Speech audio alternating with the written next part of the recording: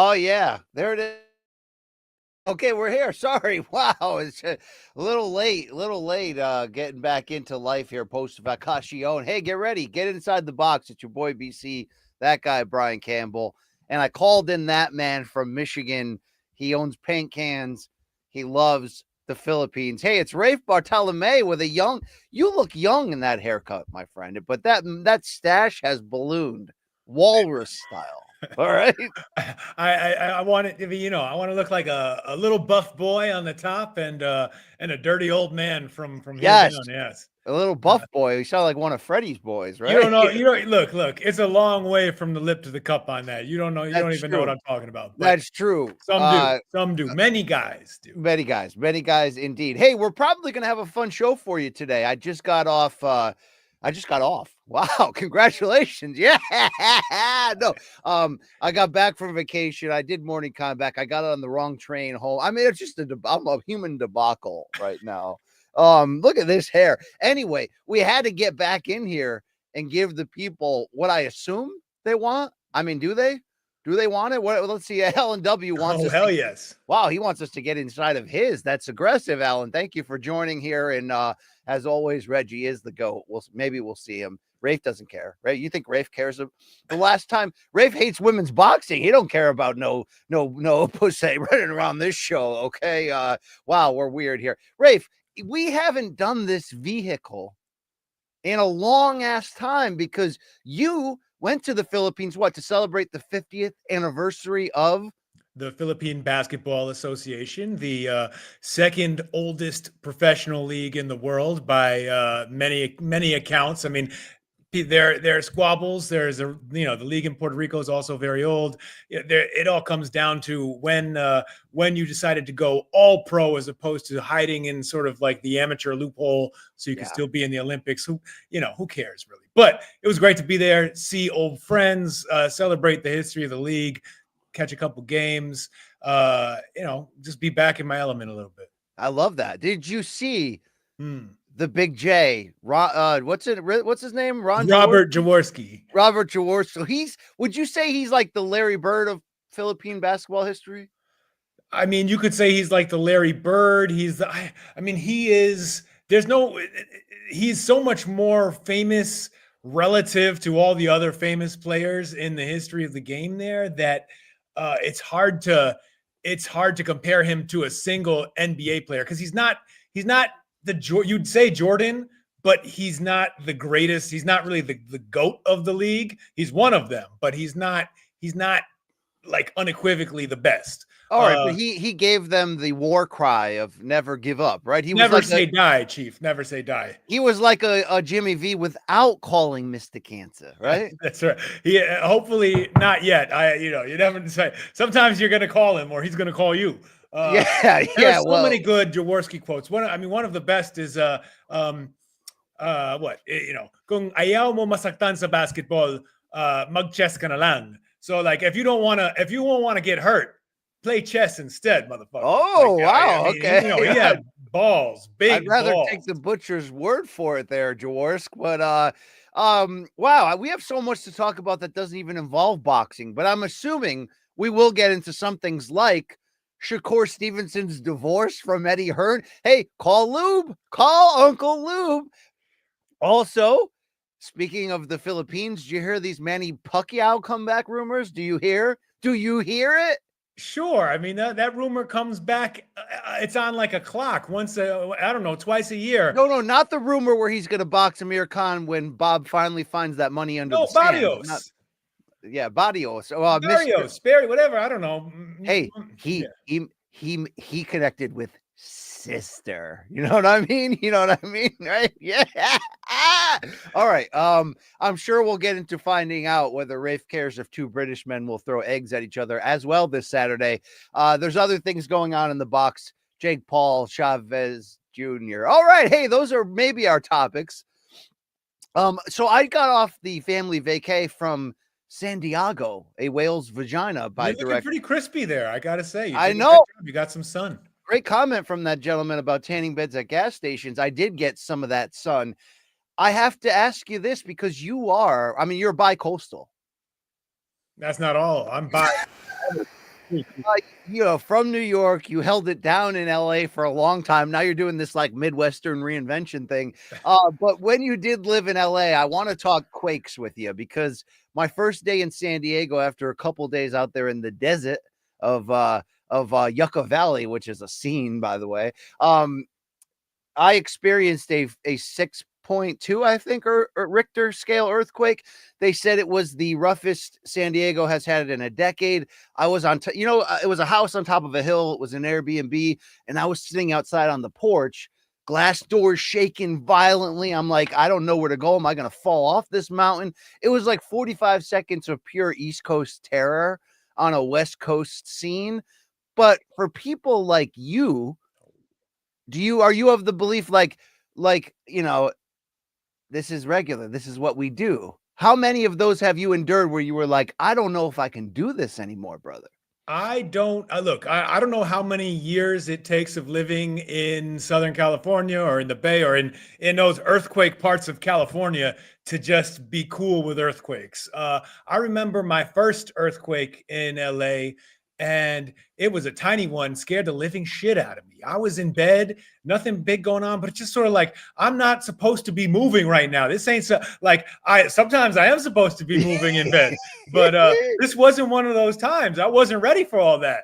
And no, I mean, it's one of those things. I mean, that depending on where you grow up or where you're from or how long you've been in a town, you get used to the disasters that strike there that everyone else, when they come, they're like, holy shit, this is scary as hell. You're like, no, it'll pass. But I never got there with LA and earthquakes. They always scared me. And I don't really want to experience many more of them. I was also once like ailing from awful food poisoning on like, the 20 something floor of a condo building in Quezon City in the Philippines in 2018, when a fairly decent sized earthquake shook Manila. And I was so disoriented because I was just like puking and crapping my brains out for 3 days, was dizzy, had crazy neurological symptoms. Man, badass mushroom on that flight, I will tell you. Not like a magic mushroom, just like a dirty mushroom. Did you take the James Kirkland black pill for that flight? I might have been in there with the man on the man in the black hat. Might have slipped me a Jimmy, if you know what I'm saying. Shout out to Con Peterson. How that has not been a no contest, I don't understand the box, but whatever. Anyway, but that was probably my most harrowing earthquake experience, just because I was like, oh man, I don't know if I'm in Manila. I know that sometimes these buildings are built like shit. Here I am. It's shaking. I don't want to go down. I also don't know exactly where I am. Is this really happening? Yeah, I don't know. They always scare me. They still do. Yeah, that is something I don't want to experience. But the gentleman at the world famous San Diego Zoo, which by the way lives up to expectations, if you're wondering, he said it's better than Florida hurricanes because there's no like panic and couple week preparation. It just happens, you adjust and you move on. But I was like still kind of shaking for like an hour after, whatever. I don't know. And I'm sure the West Coasters watching this are like, shut up and talk about the box already. All right. We do this all the time. Okay. We've been doing earthquakes since the beginning. Okay. Evan Palmley has a question for Rafe regarding Mario Barrios. Yeah, well, he sure was. You know what I mean? That's what I heard. All right. Yeah. A question, that's a statement. I think we can assume that is a fact too. Yes. Also from Signature Sounds. Do not ask Rafa what is a message to Brian Campbell. Do not ask me what is on the USB stick. Speaking of the Crusher, yeah. Okay, I don't know Happy how trails. old he is. Sergey Kovalev closed out his career in the past couple weeks with I think it was like a journeyman they put him in there with, but he got rid of Mann, a recent. He also has fought, I think, Mairis Briedis in the last 5 years or so. I've been on the box, man. Yes.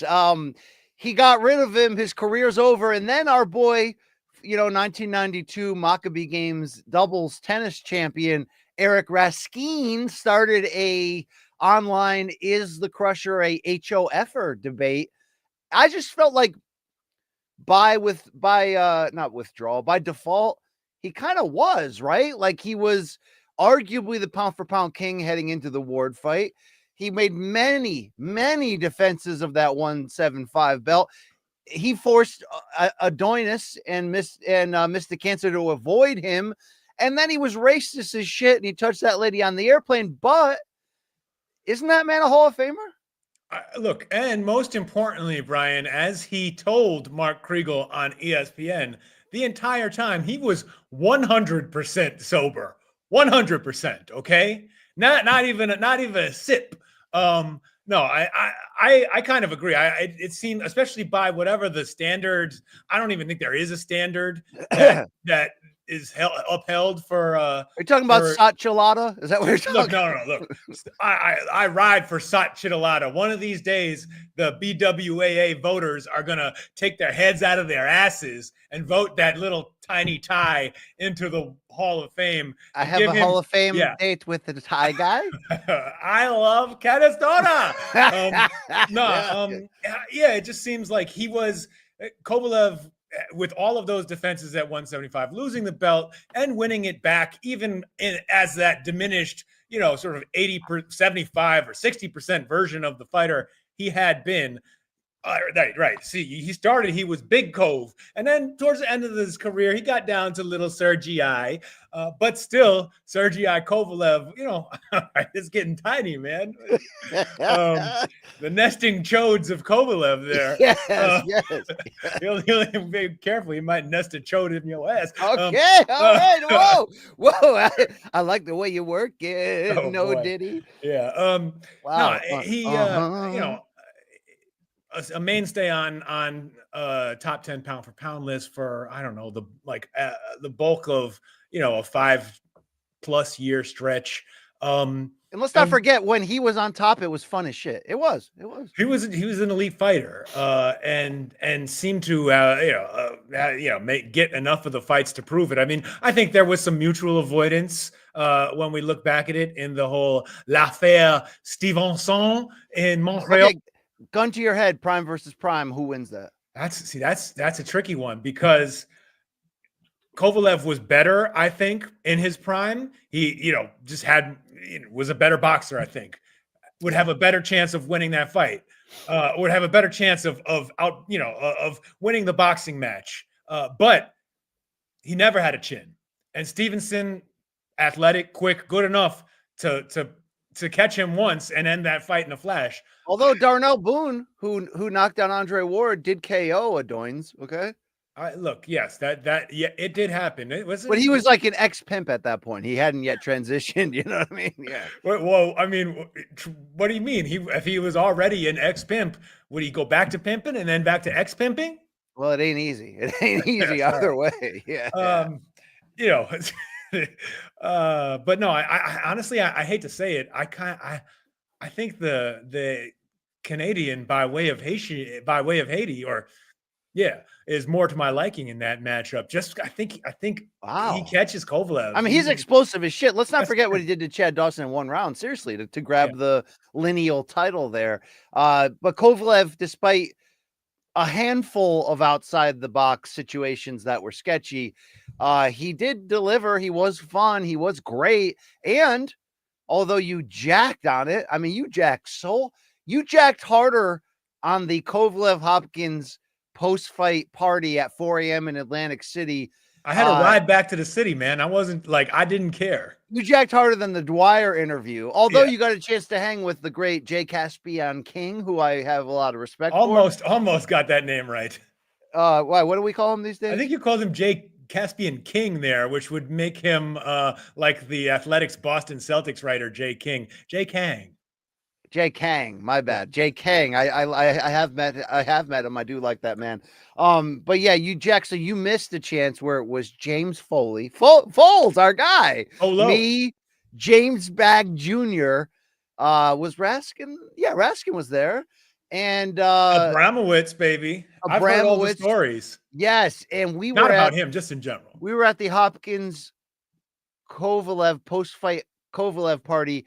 and there was that man that was introduced to me as an ex-Russian Olympian thrower named Roman, whose fists were larger than my head. Man, I got a big head. You got a noggin on you. I felt that there was organized crime at that party, but I don't know if the statute of limitations allows me to talk about it. Look, Okay? look. Are you telling me there's not organized crime at every other boxing after party that some of the people putting up the seed money to develop these fighters into champions might have come about some of their funds through extra legal measures? I think it's just the Russians where when you see them, like, you feel them. They have a presence. You feel them. You feel the presence. Oh, Ingles Clemens was there too. Our guy. Also, didn't you go to an Ingles Clemens Christmas party once? I did. And there might have been some OC figures there as well. It was awesome, man. I mean, it was dope. Shout out to the main events crew for allowing me to tag along on that. I had a good time. Wow, that's great. That's great. I once got busy in a Burger King bathroom, but Bernard Hopkins was not there. Quick question on the world of pop culture. I'm not going to ask you who you would recommend for the next Secretary of Defense, but I will ask you, did you see the Kanye cousin story? I have not up to date on the most recent Kanye insanity. What's up? What do you do? Can you say it out loud? I'm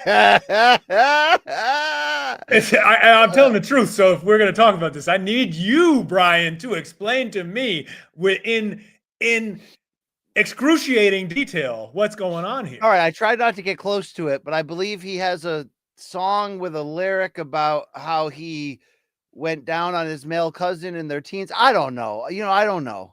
All right. Well, I don't want to know. Okay. Yeah, I'm going to go ahead and say I don't want to know either. Oh, the thing is, he's said so much crazy stuff now. It's hard to know exactly when he's talking about deep, old trauma, and when he's when he's just talking out of his ass. All right, here you go. I think he was actually. I think actually it was out of his ass, but I didn't want to talk about that. Maple syrup or jam. Let's cleanse the palate with our friend Alan W. Thank you for your support of this podcast, but that's a disrespectful comment. Okay, Reggie falls asleep under my neck, not my face, but he does kind of jam himself in there sometimes. That man, Reggie Jackson, missed me like I've never seen an animal miss a man before. Okay, that is but I'm back. He's back. We're back. We're a couple. We're doing great. All right. Thank you, Alan, for those thoughts. What does Lazy Bit have to say? I want to know what popped out after Rafe jacked the ball. Okay, this is where we're at. These are my fans, as Bill Simmons silly string, as always. And then Dan Rayfield would steal that line, right? Yes. These are my fans. Speaking of Simo, yes, who once called you a stretch four. Yes. It may be on site. I don't know, but let me ask you this. I heard about this new documentary on the Max called Celtic City, which a docu-series that chronicles the history of the Boston Celtics. I am a Boston Celtics fan. Heard things about it. Heard Keith Thurman was going to be here. Sounded boring. Found the man. Still sounded boring.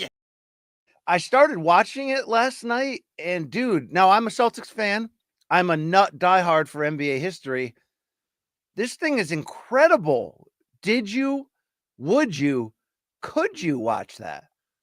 I believe I could. I haven't yet. So look, I'm going to be a little bit of a snob here, and it's sort of because and this is a dickish thing to say, but like, because I worked on that book, Basketball Love Story, with Jackie McMullen and Dan Flores. She's a big part of this. Yeah, I did see that Jackie has a big speaking role, which makes sense. I mean, Bob Ryan. I mean, dude, Simo brought out all the old ass Gary Pomerantz. Yeah. Oh, freaking Shaughnessy, like all these guys, man. It was Shaughnessy, man. He used to have some good ass hair. Still does. He looks like, remember, like the white Jerry curl. It looks like a really old Eric Bogosian.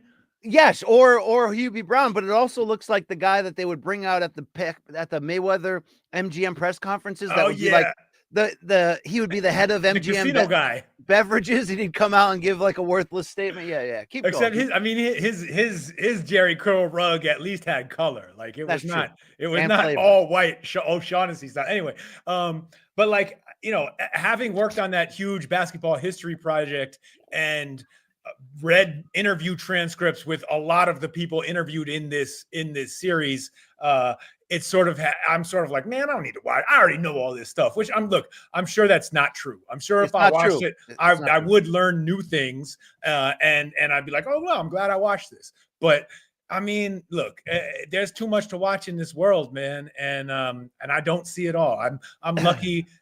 It's hard to keep up with the box. It's hard to. I'm lucky if you watch a co-main event. Keep my thing inside that box, man. It's hard, man. It's hard. Okay, I mean, because it's not always hard, and it falls out the box. You know what I'm saying? Wow. All right.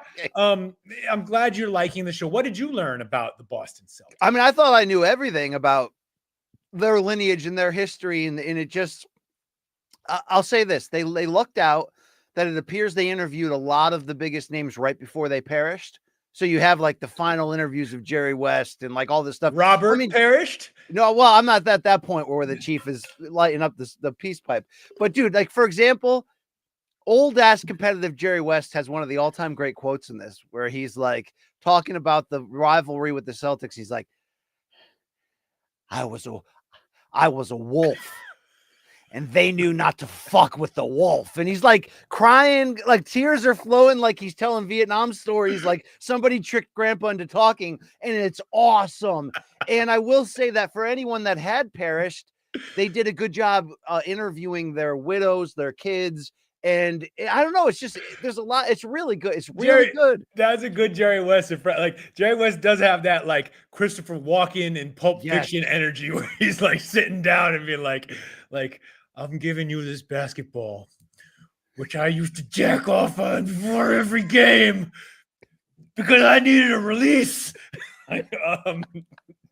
It's like that, by the way. No, it's awesome, man. It's awesome. And I'm only through the early 70s portion. So I'll see what happens when we get to the 80s. I'm sure it'll get awesome again. And then Patino is a part of it later on too. But here's the deal. I'm a Celtics super fan, but I do think this handling of it by Simo and Connor Shell, and by extension, the others. Look, if they did something on the Yankees or on anyone, you'd have to watch it. I think you have to watch this, but that's just me talking. All right. There you go. Yeah, I think a sports fan would have to watch it. I don't know what I am anymore. It may not be that. No, you're a fan of soda. What is your update on? So here's the deal. I have a problem where if I have access to international candy, and I'm not talking about fish scales. I can't stop. So if I go to Epcot and I can't stop buying the foreign candy, or I was in San Diego, I couldn't stop buying the tamarind candies, not the ones dipped in chili, but like the weird ass Mexican candies that are awesome. Do you have that same problem with the liquid crack when you go to the Philippines? Is there a local product there that you can't stop putting in your body? Not in terms of liquid crack. I mean, the liquid crack, I'm always going to go find my number one, my Coke Zero. However, there's all kinds of stuff I get out there that I can only get from my omega liniment to sort of soothe my aching muscles. I mean, that shit is, I mean, it blows icy hot out of the water. It can't be legal. Is that what they put on Pacquiao's shoulder after? Sometimes, yes. The effervescent oils, man, that stuff. Woo. Also, another great remedy there that has not made its way to NBA locker rooms. In the PBA, during rainy season, everybody gets colds because it's like just the way that the weather is. It's humid but raining, and it's common to get nasty colds. So they walk around. You got to get on that thing. Come on, yeah. So you walk around with a big bucket of eucalyptus oil, just like pure ass eucalyptus oil, and if you have a cold, you just stick your head in and huff, and it's like blows out your sinuses. Dude, that's called freebasing. That's freebasing, I think. Did you ever see Crocodile Dundee, dude? Come on. Is that not good for you?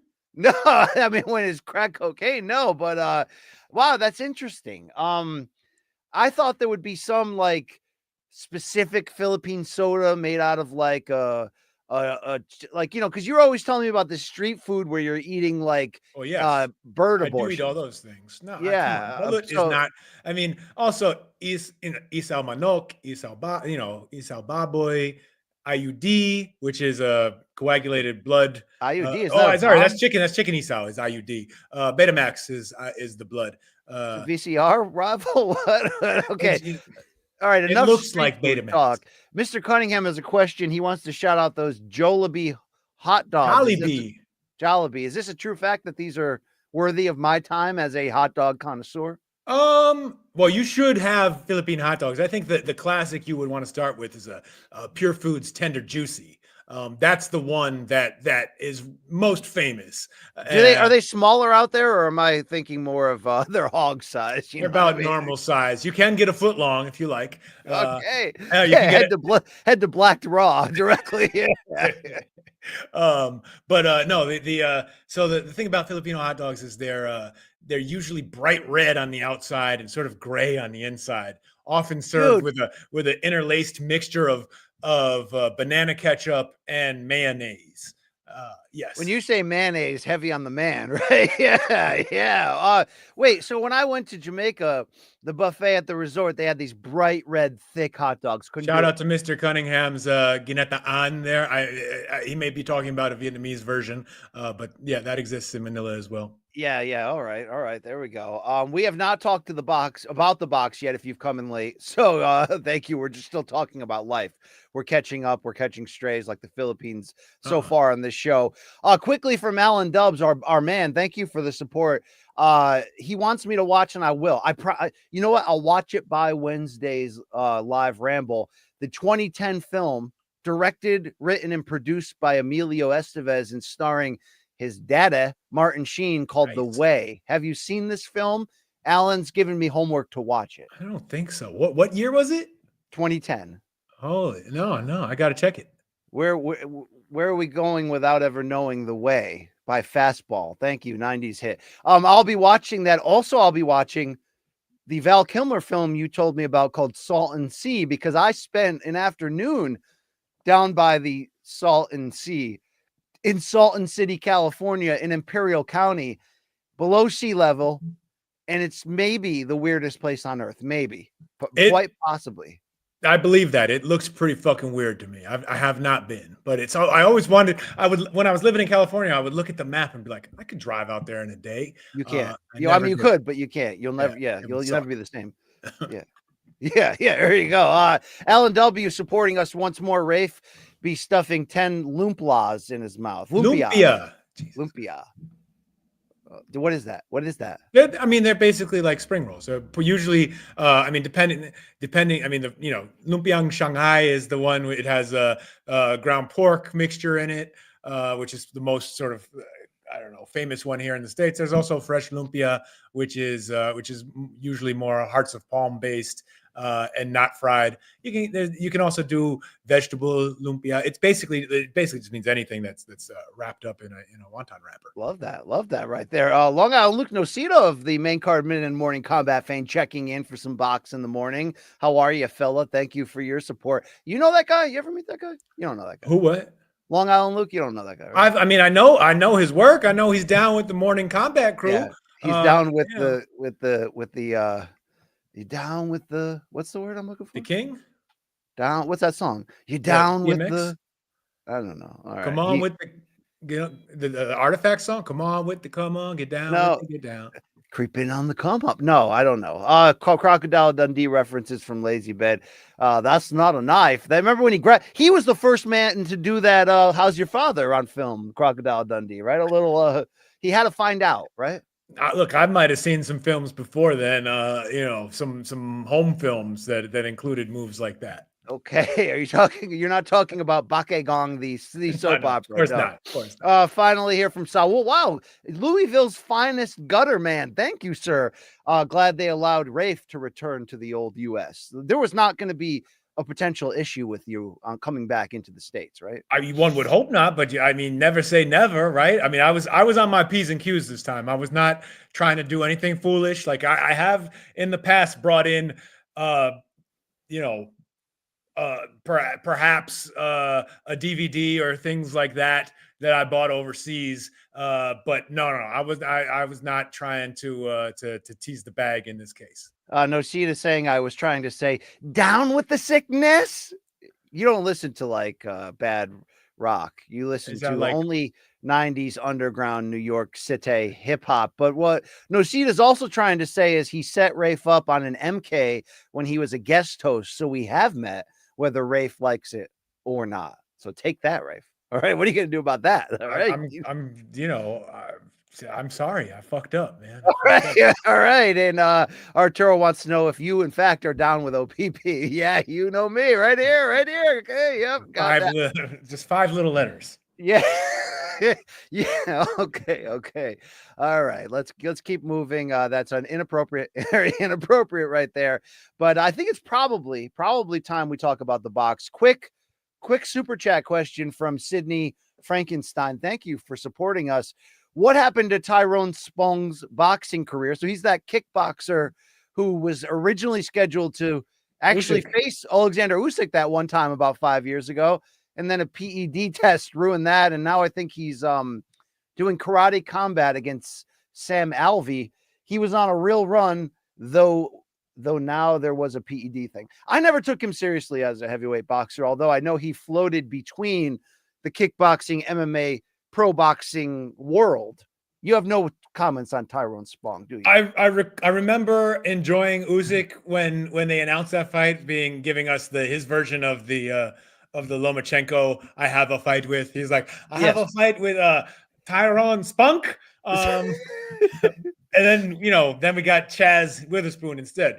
Did he really have a run? I guess I got his box highlights of him winning fights that came after then he just sort of faded away. He's too small to really have made it at heavyweight. Well, he's right? 39. He's 6'2", born in Suriname, fights out of South Florida. As a pro boxer, he's 14-0 with 13 KOs. But, has he beat the requisite name that gave you the confidence? No, he's got a great reputation in kickboxing. And I don't know why was he close to that Usyk fight? Was that the one where he made his heavyweight debut, but the guy was injured and he had to fight Chaz Witherspoon instead? Yes. Right? Yeah. Right. It was gonna be T-Spong, but yes, yeah. Now he's gonna fight Sam Alvey for the karate combat heavyweight title. Okay. I love kickboxers turned boxers. I like. Oh, yes. Nikki Holtzkin, our favorite Euro DJ. Holtzkin,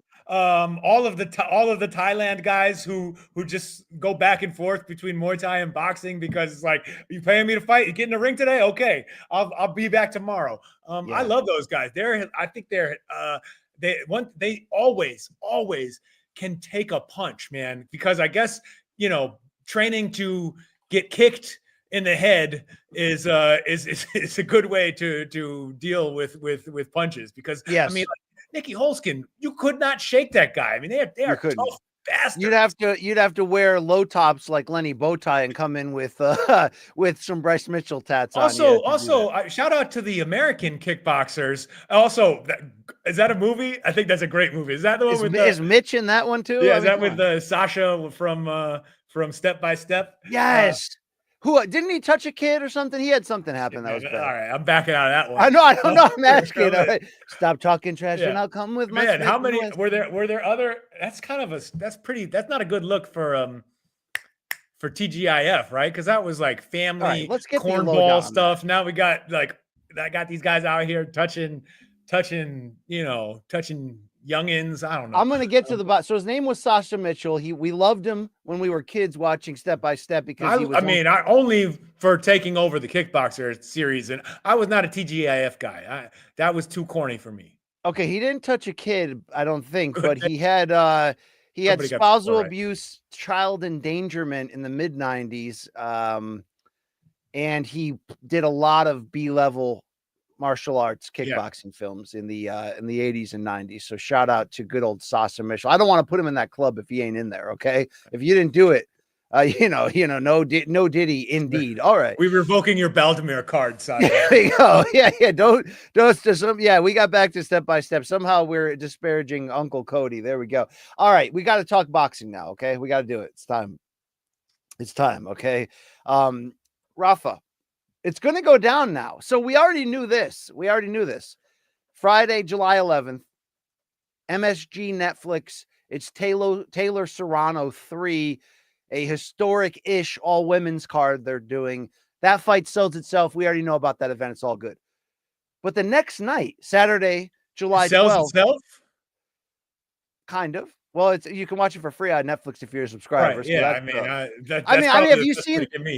have you seen the full Jake Paul MVP Serrano Baumgardner versus Clarissa attack on Twitter over how much they've made? This is like a soap opera. I know you're suburban Flint, so you probably tasted something was coming here.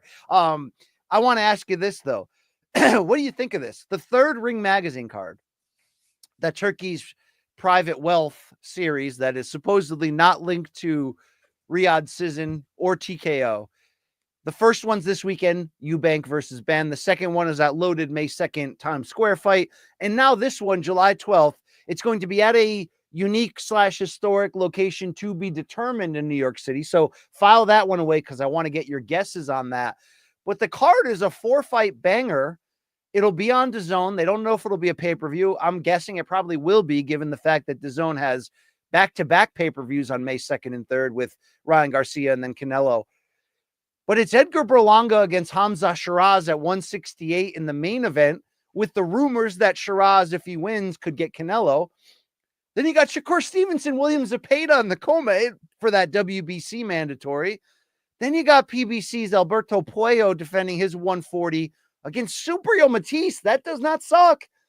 And then we got David Morrell Jr. coming back from the Benavides loss to take on a 10-0 Russian named, what's the guy's name? You know the guy?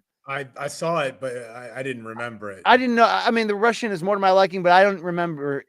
What's his name? Imavov? Something like that.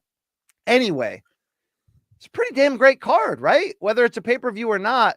Would you say the Turkey Ring Magazine series, even though I don't know if I'm trusting the direction that boxing's heading, that this series is pretty damn good up so far? Or is that a true or false statement? That is an absolutely true statement, right? And then find one bad card in the mix. Like they've all been good. They're all, yeah. I mean, those are all fights I want to see. Especially this one. That's not even like a commercial blockbuster type of card. It's kind of stacked with decent fights.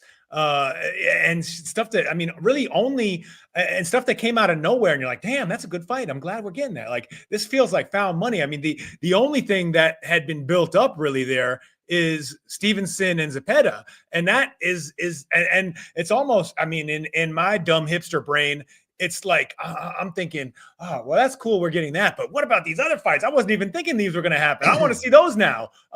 So, yeah, I'm excited. And all of these, like, look, I understand the long, there's probably a long con here from our friends. Nick no, I don't know. Or Tony. Which one? Yeah.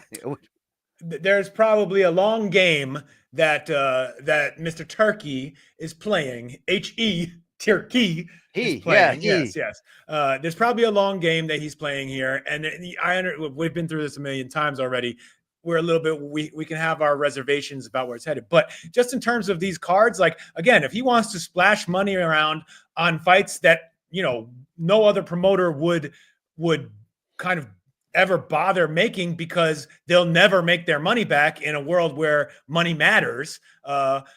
Great. We get to see these good fights. Like, that is a stacked card. I like that. I mean, I like that first one with the Ryan Garcia and that's Teo. The second one.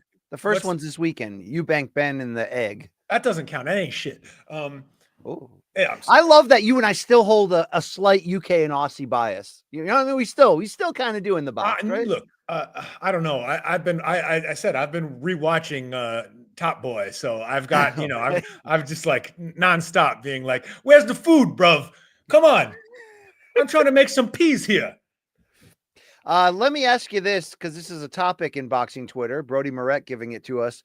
Berlanga headlining over Shakur. Is that crazy? I say it's not, because even though Shakur's the title fight, Hamza Shiraz is Turkey's boy. He tried to give him the scores in the Adames fight. They're trying to build him up to fight Canelo. Also, even though people disagree with me, I do think Berlanga is a star. He's not the star. He's not the star of his own mind, but he is a star. I'm fine with that as the main event. Do you care? No, I don't really care. I think it is. I was surprised. It is not, traditionally, it is not what we would look at and think of as the biggest fight on the card. It's not a championship fight. It's not, it doesn't feature the best fighter on the card or the most accomplished fighter on the card. That fighter in both cases is Shakur Stevenson by like a country mile or 4. But still, I'm not mad at it. And I do not just the Turkey wants to, pump up Hamza Shiraz as much and as fast as he possibly can, which probably going to get his boy knocked out eventually. Right. I mean, it's just sort of like, oh, bite off some more, even though you're not really looking that good. They gave him, by the way, they gave him Andy Lee as trainer now, and they're saying that this will be a big change. Well, great. Fantastic. No more Ricky Funes of TGB. Shout out to Ricky Funes though. I mean, I like that guy. I love it. 10 Goose. I mean, they represent. I could not. We should do a whole show about that time I went out to dinner with Joe Goose. I love that man. I love him. I love him. That whole scene out there in Burbank, man. They know what they know what they're doing. They know they do. They inside do. that box. Yeah.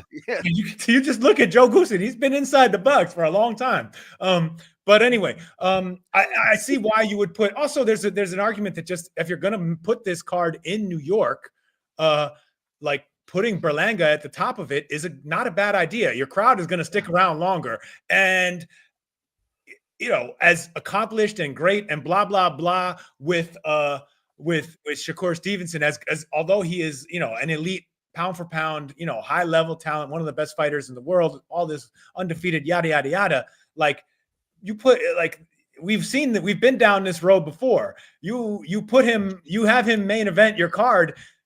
You might be losing your audience after 3 or 4 that shit. They might be. I mean, that's my guy, but I can't defend him, Rafe. I can't defend him anymore. Okay? Yeah. And so, but I do like this fight. I'm glad they're finally doing it. I'm not concerned that Zepeda did not look amazing against Tevin Farmer, who is just still a good fighter and has tools to, had tools to make him look a little bit bad and test him. He's going to like that. That's a good developmental experience for him if he's going to try and fight Shakur Stevenson. I don't think he's going to win, but you know what?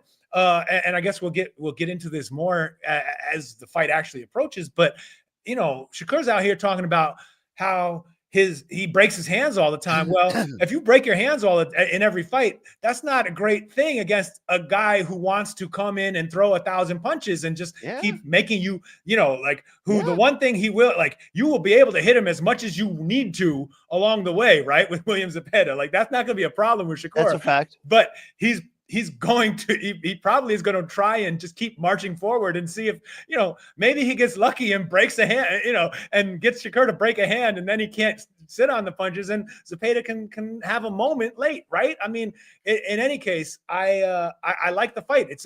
We've been building up to it for a long time. Let's actually see it before. A lot of people have already moved on from it because Zepeda didn't look great against Farmer. I understand that. I never thought Zepeda had a chance against Stevenson to begin with. But if you wanted the fight a year ago, be happy that you're getting it now. I agree. And I know you're saying that Farmer or Zepeda didn't, the way Zepeda looked at Farmer. What do you think about the way Farmer looked at Zepeda? He saw all sides of that man. Let me ask you a quick question from Brody Moret. Did the Joe Goosen dinner sit down tell you untold Ryan Garcia stories? It did. One of the stories I can tell was that Goosen unequivocally, and by the way, we know that he's handled many a world champion. He got the what are those brothers that he got? Ruelas. The Ruelas, the Gabriel and Rafael Ruelas, many fighters to world titles. Chico Corrales. He says Ryan Garcia is the hardest puncher he's ever held mitts for.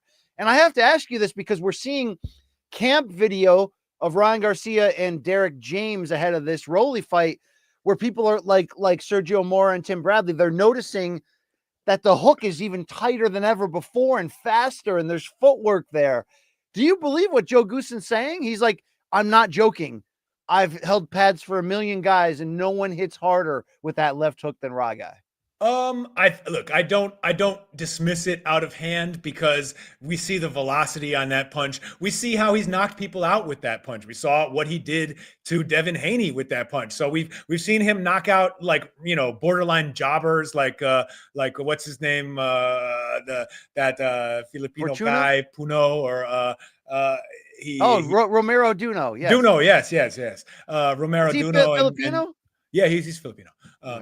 Anyway, we've seen Garcia knock out jobbers with that. We've seen him, put Devin Haney down twice with it. It's a serious weapon. It sounds like one, it looks like one, but anytime, I mean, Goosen, like trainers who have Manuel Stewart, who have big media profiles. Yes, Joe Goosen, Freddie Roach, like they know how to play the game, and they're going to sit there and come up with something to say about, I mean, how, like, at this point, Freddie Roach is going to compare everyone to Manny. It's for somehow. He's going to predict every Manny fight will end in a knockout. Yes. Even though Manny hasn't had went a full 6 years without one until finally he was able to send poor washed Matisse to hell in Malaysia. Wow, lazy bed going off script here. One time I scared my grandpa and he crapped his BVDs. He said I goosened him. All right. That's good stuff right there. I want to ask you this now. Let's take it back to Shakur. Okay.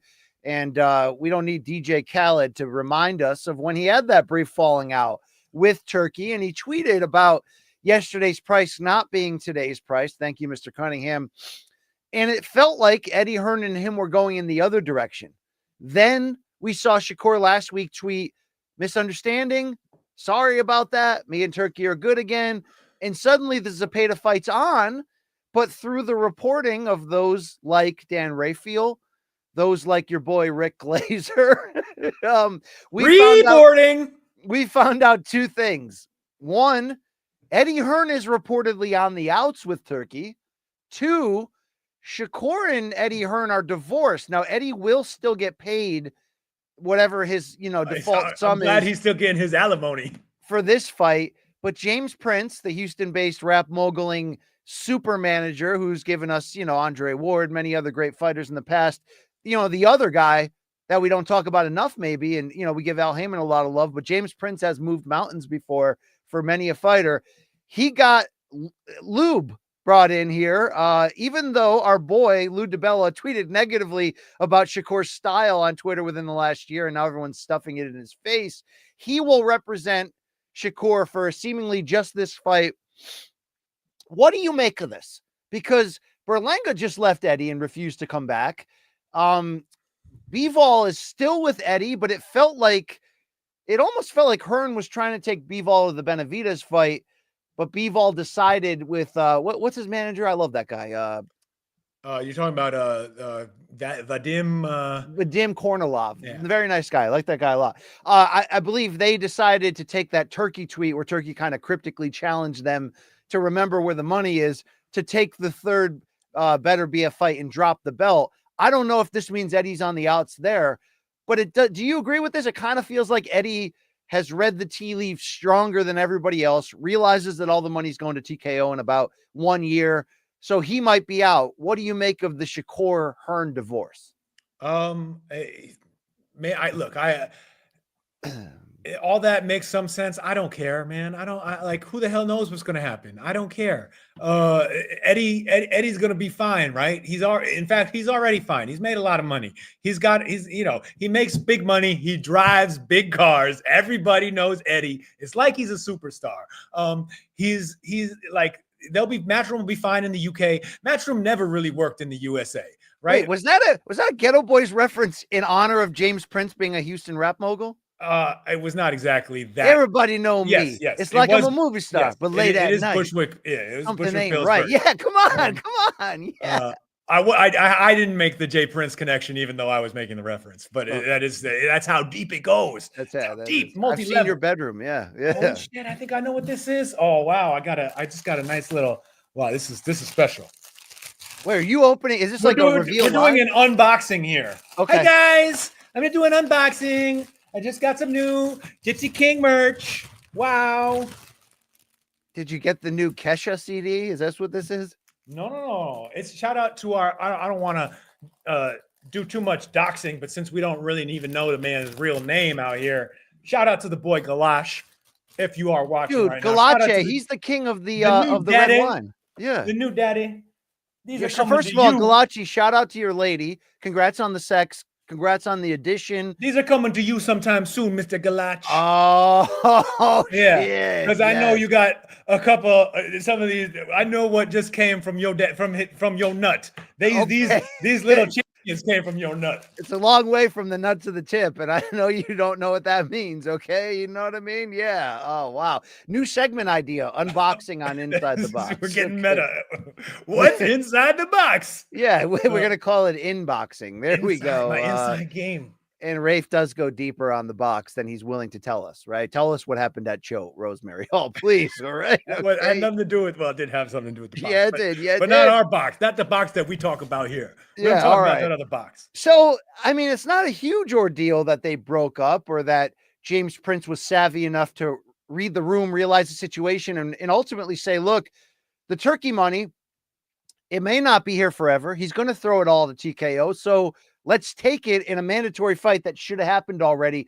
I'm down with all this. And I like when Lou DiBella gets back in the game because I love Lou. I do feel like he's one of, I mean, he's crazy, but I do feel like he's one of the last remaining, like, quote unquote, good people in this sport. So whatever on that.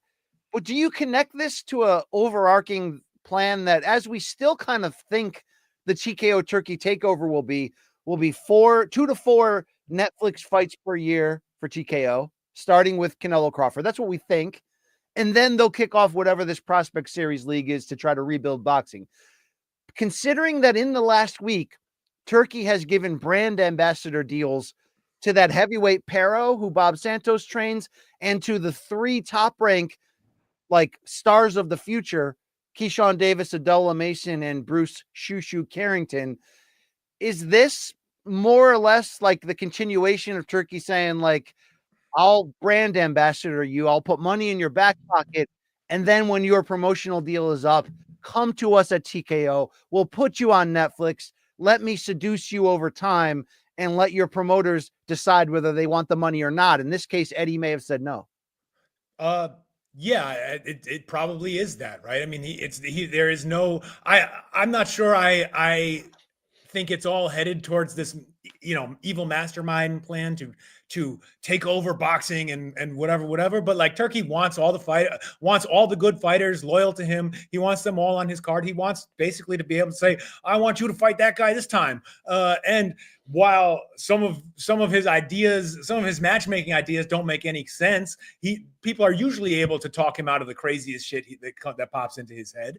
And it's led to a lot of good fights. And I guess with Shakur leaving Matchroom, he was only there for a 2-fight deal. I guess I read Dan Rafiel report that they probably had an opt-out on either or both sides after the first fight. So what he did, it's not like it's not as big a news as when Shakur decided to leave Top Rank, which he'd been with for his entire career. And it seems like he's doing something similar to what Devin Haney has done actually throughout his career, but also did recently when, he's sort of, all right, spend some time with Matchroom, let them, develop him for a few years, get some opportunity with them.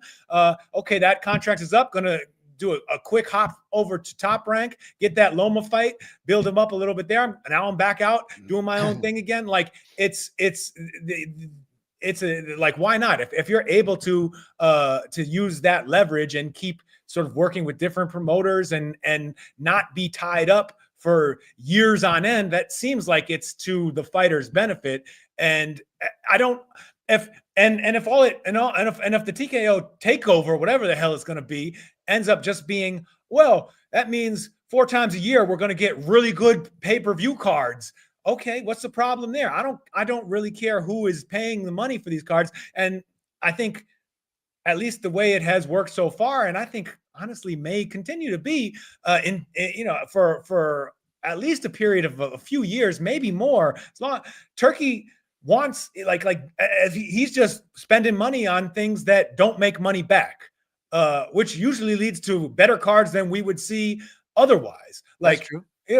you can't stack a Top Rank or PBC or Matchroom or Golden Boy undercard the same way that they're stacking these undercards, because those fights cost too much money, and the promoter is thinking on some level about recouping their investment on the entire event. So look, I'm cool with it, and I think Eddie seems to have agreed. He had some paper on the deal, so he's getting paid. Somebody's breaking him off to step back and do whatever he needs to do with the rest of his stable.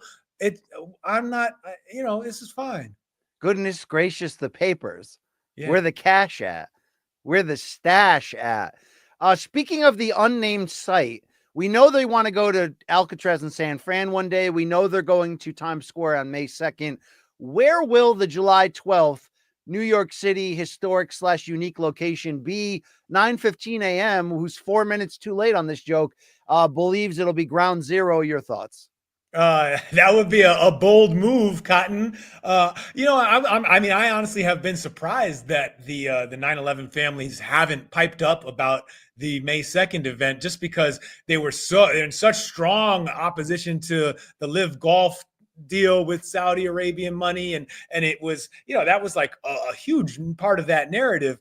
And here is Riyadh Season staging an event in Times Square. I don't think there's actually any real concern over it, but it's the kind of thing I expected to hear a little bit more about. But look, if we're past that, then who cares? We still care about what happened, but I think they should do it at Penn Station, right in the middle, right downstairs, right in all the I saw two guys ball bags inside the Penn Station bathroom yesterday. Okay, yesterday, by the way. They live there, man. Is that where they got to take the ball bags out every once in a while? All right, Lazy Ben, we will not allow this humor in today's show. I just want you to know about that. Cunningham, the best part of boxing is that jet fuel. Okay, all right, here we go.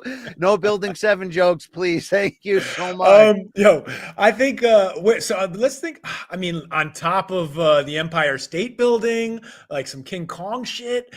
I heard that would be good on the ferry going across with like a Wu-Tang concert at the same time. By the way, Staten Island ferry bathrooms are disgusting as well.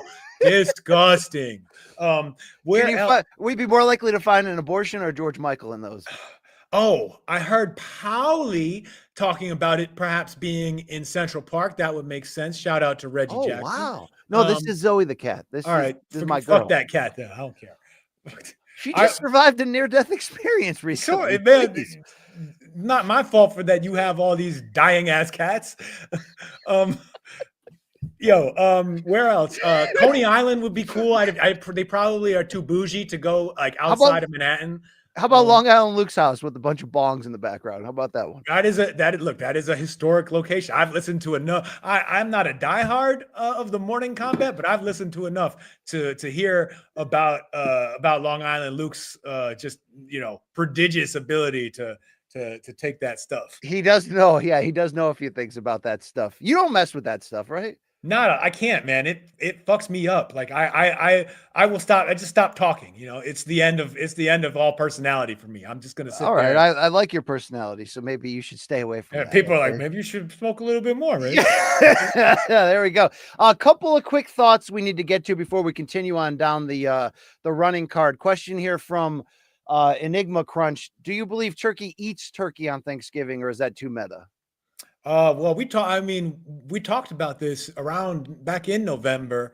Look, if he wants to be a player here in the States, might as well make that part of the shtick, right? Right. Like the same way that Nino Brown would give out turkeys on Thanksgiving, the same way that Floyd used to give American out Gangster, why not turkey make a giant Thanksgiving Day Turkey Day card, THETURKI Turkey Day card, and where he's giving out delicious, scrumptious fights to the fans.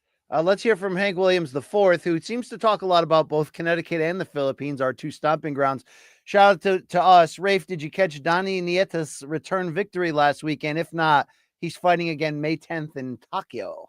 I did not catch Donnie the Snake's return victory. He must be so old, but he was nice, man. It's a shame that I think it was an injury. He didn't quite get to they wanted him to be part of that of the Superfly era, sort of round robin era towards the tail end of the HBO experience. You talking about the Rat King too?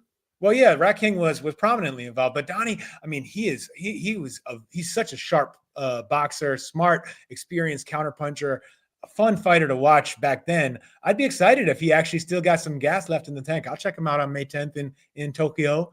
Is he fighting a Japan guy?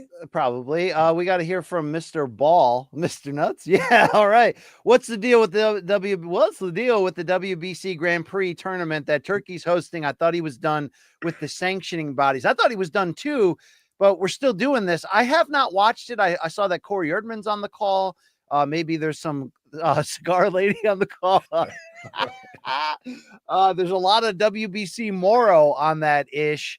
It feels very unnecessary, doesn't it? This tournament, I don't know. I don't know. No, I'm gonna disagree and say, like salt and pepper, this tournament is very necessary, Brian. Does it make you want to shoot? Yeah. Here I go again, girls. What's my weakness, man? Okay, man. All right. Yeah, but look, I have nothing against it. I'm not watching it. I don't really care. But I bet when it does produce an exciting fight, a great finish, something worth watching, we'll all catch it on the replay and be like, damn, thanks. I'm glad we saw that. Indeed. Well, what is the deal there? Brody Moret is back with we can't let TKO get involved in boxing. WrestleMania was a bunch of corporate nonsense. I agree, man. I got back into Turkey, it. just do it yourself. You don't need these clowns. You got this, Turkey. You are HE. You do not need any DW, TK. No UFC, no WWE. You don't need them. You are HE. You don't normally get into the wrestle, and I've been out of it for a long time, but I did watch man, was that a shitty main event on Cena versus Cody and the shit stain of a ending. It felt very TKO like. I come from the skinheads where TKO has softly killed us softly and ruined the experience lately. I also have fears about this, although I'm available if they call, but also I have fears about this. I'm torn. I'm very torn on the future of box. But Turkey is doing fine the way with what he's doing. Just use all that Saudi investment money, make good cards.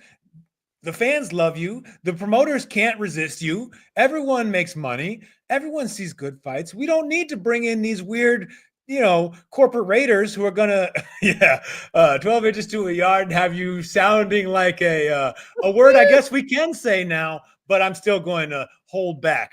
But yeah, shout out to the Red Hot Lover Tone. RIP this weekend, 12 hours after touching the hand of JD Vance, we lost the first Latin American Pope Francis. Who's your pound for pound best Pope of all time? Is it John the second?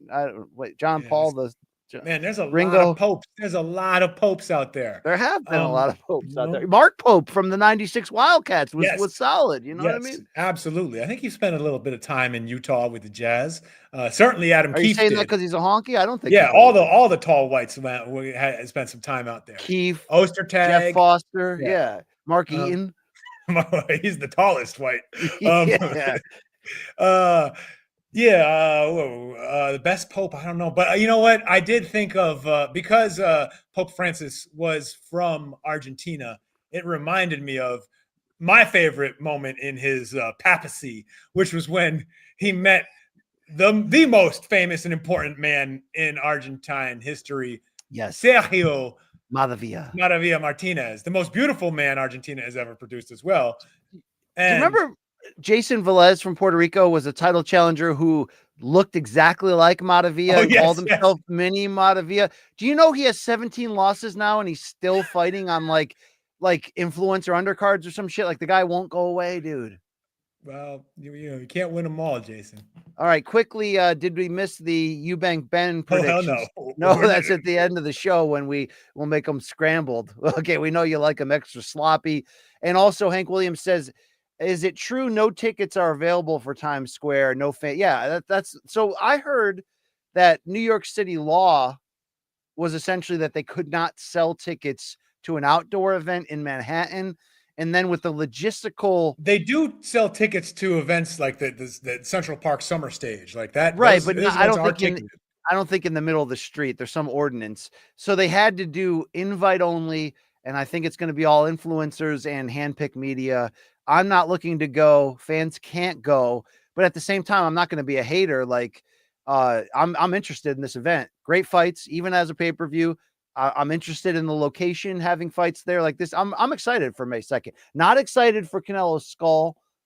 Not overly excited for Inoue on that Sunday. Very excited for that Friday. So We'll probably something we'll discuss in a couple of weeks in more detail, or maybe not because it's not even important. But what is with this Fatal Fury shit? Is it like an intentional reference to the Neo Geo game from back in the day? it feels like that because there's a lot of SNK. I think Saudi Arabia owns that game. That's why they've been shoving it down That the game throat. that was whack. That was worse than Tekken. There's like no buzz seemingly in the States among I'd rather actual play gamers. Fist of the North Star. Like this was I not agree a good with you. game. It's odd at how much it's being pushed. So to tell you how much it's being pushed, WrestleMania opened with a little skit involving dancers and one of the characters in that game dressed up as a human. Like it's deep. Are they now. relaunching the game? Is that what? Is that Yeah, for the first time in 20 something years, they're Okay. relaunching the game.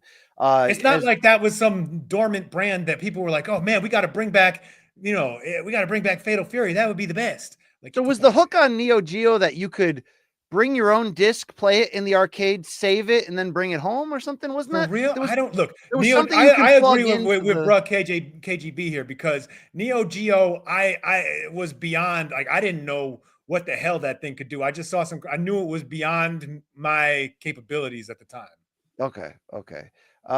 Lazy Bed wants the Streets of Hell Rage yes, game. yo! Oh my god, that game. Couple quick cleanups here. Hank Williams says Jason Velez will fight this weekend against Javon Pop Campbell, who is on the rebound after losing on overtime boxing. So we're on the low level of the circuit of the syndicate. By the way, I had to turn down an offer this Sunday to call play-by-play on a Cornflake Lamana promoted event in Jersey. That would have been fun, dude. He's fighting Charlo, right? He is now fighting Big Charlo on May 31st. Good shout out to Cornflake, man. He's gotten so many of these fights. Arturo, who has our back, he says, yeah, Neo Geo would connect to arcades. That's right. Yes, you could play it at home and then plug it in on the machine. Okay. What arcades in America would, I mean, like, we had that at the movie theater. We had Neo Geo at Roller Magic. We had it at the movie theater. Okay, the arcades that I remember going to, or like the back when like the bodega or whatever, the deli would have a couple of Street Fighters in the back. Like, all right, I would not want to bring like an expensive piece of hardware in there and plug it in. Like I would be robbed. Like someone would take my Neo Geo. If I walked into an arcade and plugged it in, like someone's gonna come and take my Neo Geo from me. That would be I agree with you. Maybe they'll give me a couple quarters for my trouble. You just looked like that famous guy in a wheelchair. What's that guy's name when you did that? Hawking. You just gave me Hawking vibes. I think I was trying to make the Rolly the punching bag noises. Oh yeah, make it rain. Rafe, Mr. Cunningham believes you are 5'9", 180. Can you give us an ASL update on this, Mr. Cunningham? You got a rude awakening coming to you. I'm a lot taller than that, and unfortunately, man, I can't. Are you like 6'4", 240? 6'4", 240. How about that? I'm thankfully less than 240 these days. I'm 6'2", 226, but you're taller than me. You're definitely taller than me. I'm 6'3", bare feet, so I could list myself up to 6'5" if I wanted on a basketball team.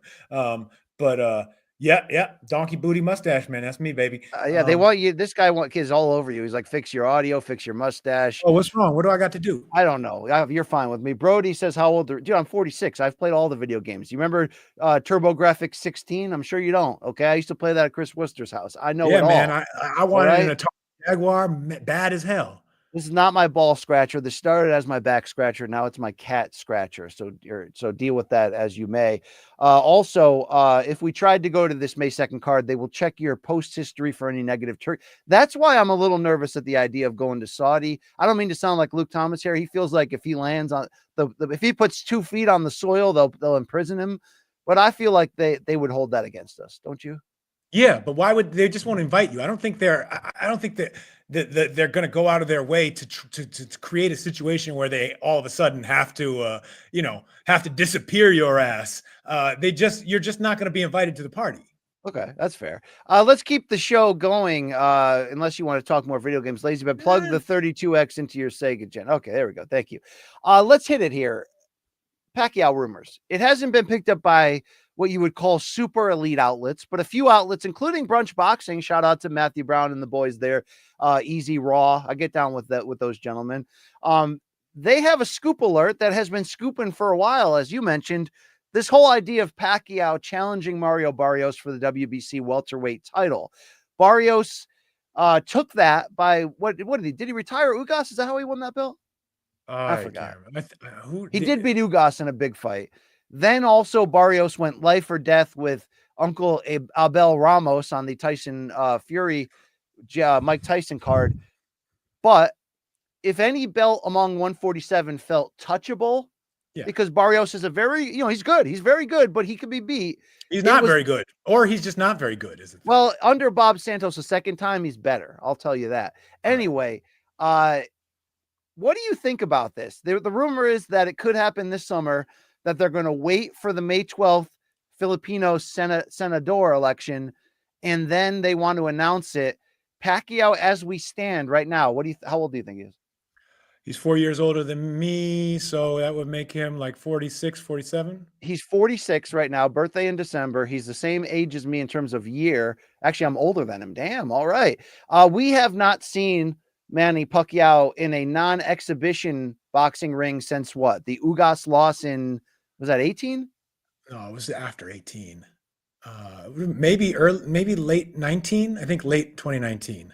All right, let me get this right. Let me get this right for Emmanuel here. And I'm not talking about that great Showtime series. The Hall of Famer, the future Hall of Famer is 62, 8-2. He lost in 2021 a fair 116, 112 on 2 scorecards and 115, 113 to Ugas, but it did feel wider than that. He kind of got handled, to be fair. He was competitive, but he did get physically handled. It was supposed to be Errol Spence. It may have been Spence by Mudda, if it was.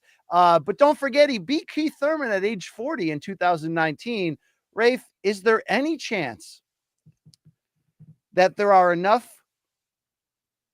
peds out there that this guy could have a shot with this much time off, rebuild his mind? Because look, I've always said he's going to be Roy Jones. He's going to take fights until he's 60 and they're going to have to physically remove him. He's going to be that guy. We always knew he was going to be that guy. But by trying to be that guy, could he F around and actually be that guy again? You know what I'm saying? Well, he's not actually going to be that guy, but he may not have to be that guy to beat this guy.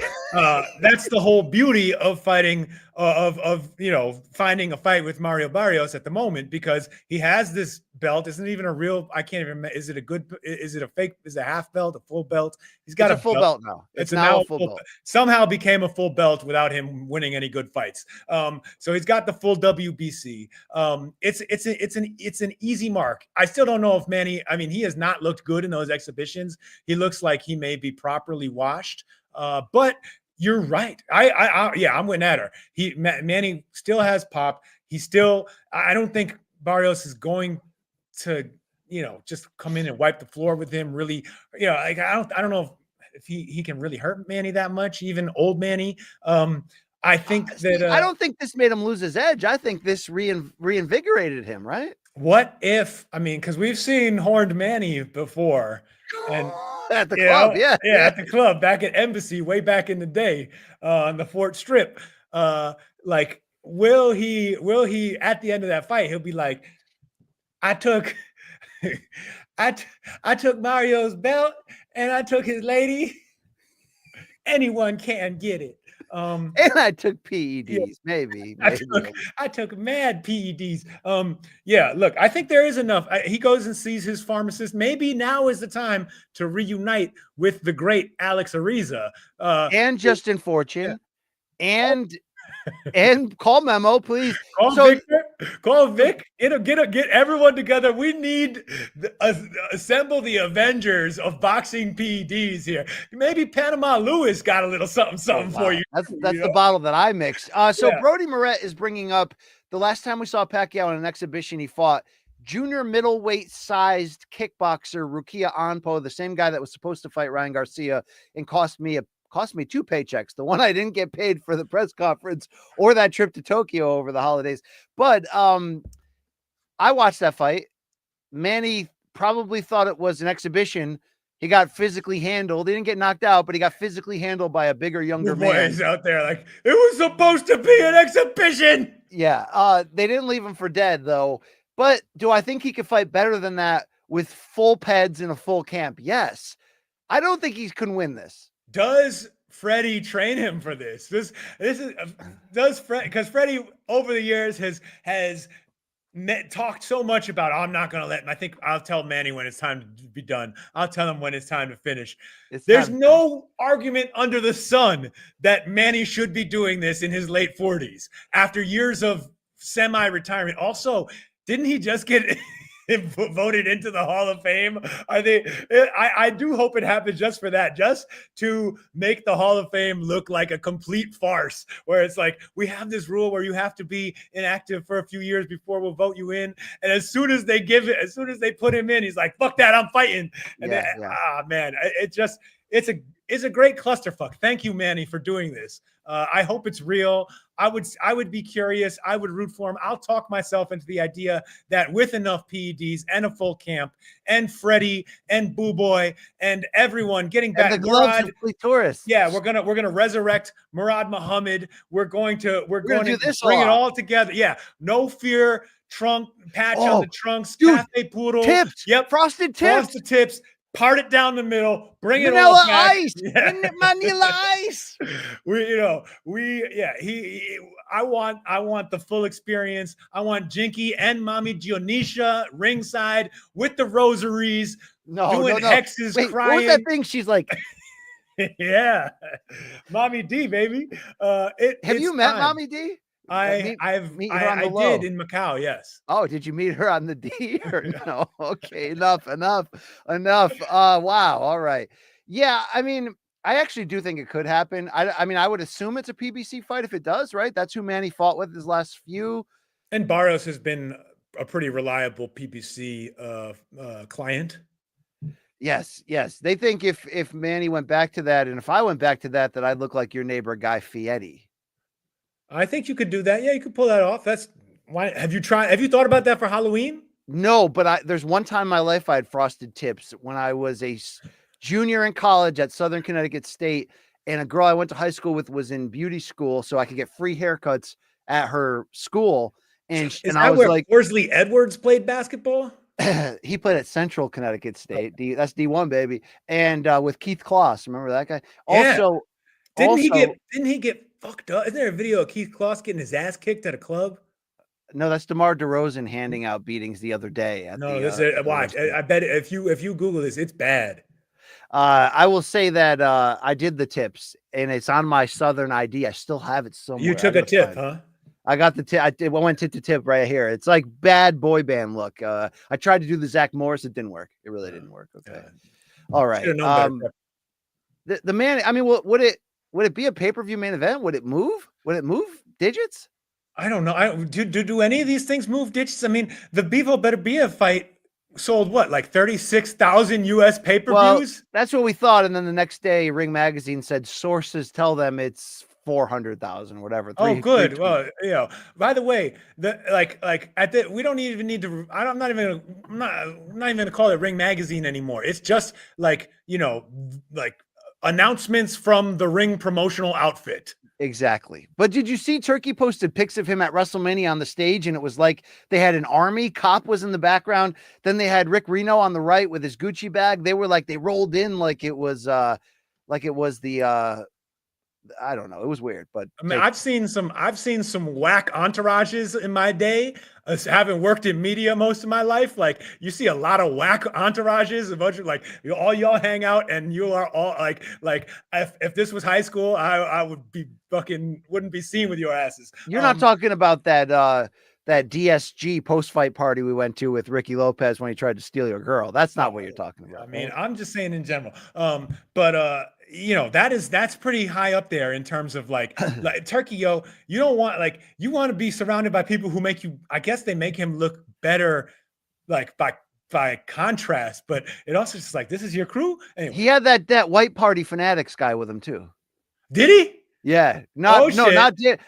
No, but not Diddy. yeah, Did he? Did HE have it? yes. Hey, what's that guy's name? Levin? Michael, the Sixers guy, the former Sixers guy? The guy that's the CEO. Isn't it Michael Rubin? Rubin. Yeah. There you go. Thank you, bruh. GKB. There you go. Quickly from Hank Williams. The Rat King lost an 8-rounder to some Japanese guy, 58-7-1. It seems over. There was a brief window where Srisaket Sorungvasai, by defeating Chocolatito twice, including one by sending him to absolute bottom barrel hell, and then beating Juan Francisco Estrada in their first fight. That's one of the mythical greatest runs we've ever seen, even though it came at 115. He was top 10 pound for pound. That girl broke his heart, and he's like, I don't care. Let me get these rat ribs.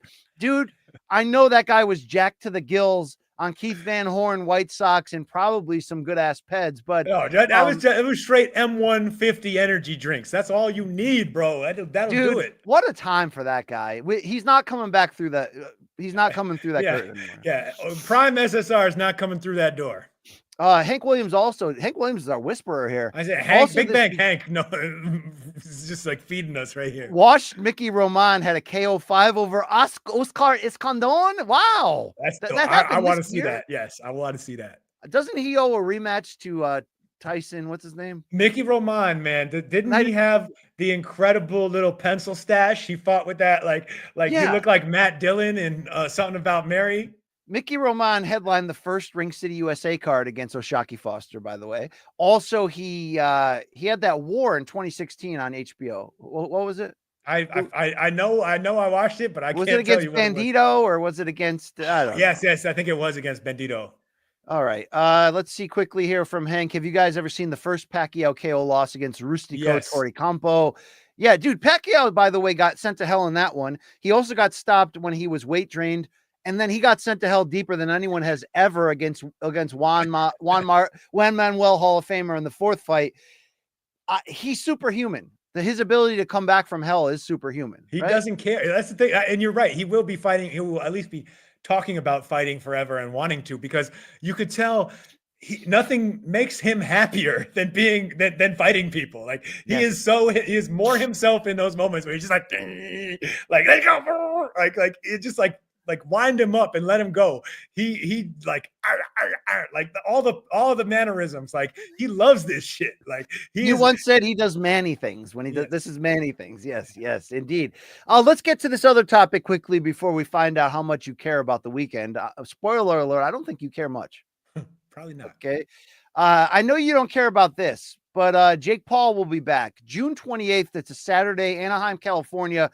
By the way, it's head-to-head with UFC's big summer 4th of July week pay-per-view that they do, International Fight Week. No fight announced yet. But it's going to be Julio Cesar Chavez Jr., 39 years old, 8-6 over the last 13 years of his pro career. He lost to Anderson Silva 4 years ago. He went life or death last year against skinhead fighter Uriah Hall. And within the last year, his significant other has reported that he went to rehab and almost took his own life. Rafe, I know that Chavez is in better shape now. He seems to be mentally at least in a spot where he can work out enough to chase that bag one more time. But this feels about 5 years too late. And shit, is there anything redemptive, even in a morbid boxing, we can't turn away from this shit? Is there anything to watch here outside of that co-main event, which is Zerto against Cool Ranch Dorticos, which rules? Outside of that, what do you make of this carnival bullshit here? Look, I think I'm surprised. I think that Jake Paul decided to sort of take a risk on Chavez Jr. because he like, while it makes sense for all of the Jake Paul reasons, right? It's a name who will probably lie down. It's a name who is just bad at this point, hasn't been good for many years, many years. Many. But it but he's not reliable. Like, I don't like he not only he quits now. He I wouldn't even be so sure that he makes it to the ring, right? Something weird happens in his life. He just disappears. He goes off the res. Like it's that side of it surprised me. Otherwise, I mean, it's another whatever meaningless Jake Paul fight.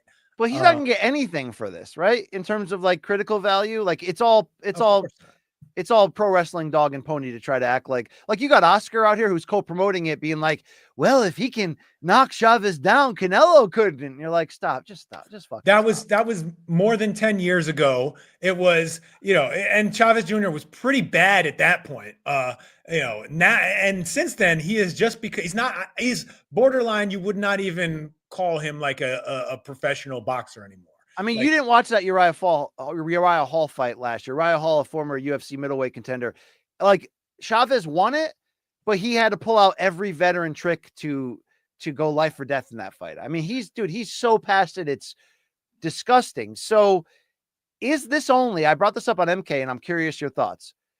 It felt like Jake Paul was trying to cash himself out when he went after the Canelo fight, when he aggressively went after an Anthony Joshua fight. In between, he almost got Tank, but I don't know how you even do that fight. Do you think the co-promotion with Golden Boy, having Zurdo Ramirez defend his unified cruiserweight title on the co-main against Uniel Dorticos, is a setup for Jake, who's got a bright future in promotion? We can't argue against that. I mean, he's doing decent things, right? He's making waves as a promoter. Is this him going for it and saying, all right, I got to cash in this lottery ticket. I'm going to fight for the Cruiserweight World Championship against Zurdo Ramirez later this year? I guess, look, it's possible. Like, it does seem like he could be setting that up. Would they actually sanction that? Like, can a win over Chavez like Jr. will get pro fights? I mean, it's not. I mean, look, he's all right. I know you can. He hasn't beaten anybody, but come on, a sanctioning. You can get a sanctioning body to put a ham sandwich into their top 10. The WBA guy, was it 2 or 3 years ago, tweeted that he would not mind putting a title on a Chavez Jake Paul fight. Okay, so good Lord. I do remember those moments. It still seems really far-fetched to me. Like, nothing that Jake Paul has done in his boxing career against the inexperienced sort of journeyman fighters that he beat, or or when he lost to the inexperienced half, moonlighting fighter Tyson Fury's little brother Tommy, or when he fought Mike Tyson and all of these MMA guys. Like, none of that adds up to this person should be fighting in a real competitive boxing match. He still hasn't really fought in a competitive boxing match, except for losing to Tommy Fury in that 6-rounder. Like, it doesn't, and this is nothing about Chavez Jr. suggests that it's going to be that kind of fight. It seems like it's going to be another weird, ugly mess where the guy either lays down for Jake, or it's just disgusting till the end. It's Chavez Jr. figures out some way to piss everyone off in the process. That's the thing. Chavez Jr., he has a way of dragging an entire event down these days. Like, you think, oh, he's a name, he'll promote it. This will work. Then you get there and everyone is so pissed at what Julio just did that like the entire, like, they hate everyone whoever touched it. He has a stink on him, boy, that you do not want to get near. And I warned, I don't know if Jake Paul has seen enough Julio Cesar Chavez Jr. history to really understand the stink that he's about to get in the ring with. He's going to smell that musk. It's nasty, man. He's going to get that Kirkland musk all over. It makes no sense to have this lead to a title fight, or even like maybe it will. it sucks if that's the case. He doesn't deserve that. Also, it's a terrible. You got to think he has some self-awareness to know that if he actually took on one of these like a real championship level fighter, and Zerto looks very good at cruiserweight. He's like Zerto would kick his ass. Exactly. I like it's insane. It's a bad idea. He could die. No, I know. Poppy, your son's gonna die. Yeah, that's what Luke Thomas. He's like, I'd actually be medically concerned for him in that fight. The fight, and I know they briefly tried to make it over Twitter. He should have just rematched Tommy Fury right here. Remember, that was an 8-round fight. He lost the split decision, and he knocked Fury down in the final round. He deserved to lose, though. Fury literally did 2 things: jab and hold. He won that by jabbing and holding, dude. He was a big opponent who could jab and hold. That was it. He won it with the basics of late career Vlad Klitschko style. Let me rely on Luis Pabon to not allow Povetkin to hit me. He used that. You have to believe he could finish Tommy Fury if he let it to become a war. That should have been the fight where he's like, look, I am legit. I beat the one guy who beat me, and he barely beat me, and I knocked him out. But now we got to do this. Maybe they can convince some people that he still has something, but he doesn't. And here's the problem. If Chavez does actually still have something, you may get an entertaining fight out of it, but that'll be more of an indictment on Jake if Chavez like can bring something together and actually, I don't know. It's weird. The whole thing's gross and weird, but I love the co-main. Dude, can Dorticos win this? I mean, it's hard to say. Probably not. He's been so inactive. And I actually went and dug up a couple of 2 of the 3 fights that he's won since losing to Briedis in the final of the second round of Cruiserweight World Boxing Super Series tournaments. And they are like borderline Estonia level farces in terms of like who he's fighting. Like the guy he fought, Alan Campa, in his Campa in his most recent fight. You look that one up. It looks like the dude takes a dive. So it's June of 2024. Campa is 19-9, and it's a first round KO. Yeah, and it doesn't take long. It doesn't even look like Dorticos. It doesn't even look like Dorticos landed his right, which is the weird thing about this knockout. The camera angle in that YouTube video, it's like at ringside. It's hard to see exactly how the punch lands. But either the guy's taking a dive or he just doesn't want to be there and he figures he's done enough to make his money. It was not a very competitive bout. Then there's the other. I dug up another one against a guy named Jesse Bryan. This guy is maybe like 5'8", somehow fighting at cruiserweight and heavyweight. Does not look like he belongs in a boxing ring. These are not. It's hard to tell exactly where Dorticos is at. However, 39 Dorticos. 39. Yeah. However, we know that, I mean, like all he needs to do is the one thing that he does. He tries to do one thing only. Like he can still pop that jab a little bit and then bring that right hand.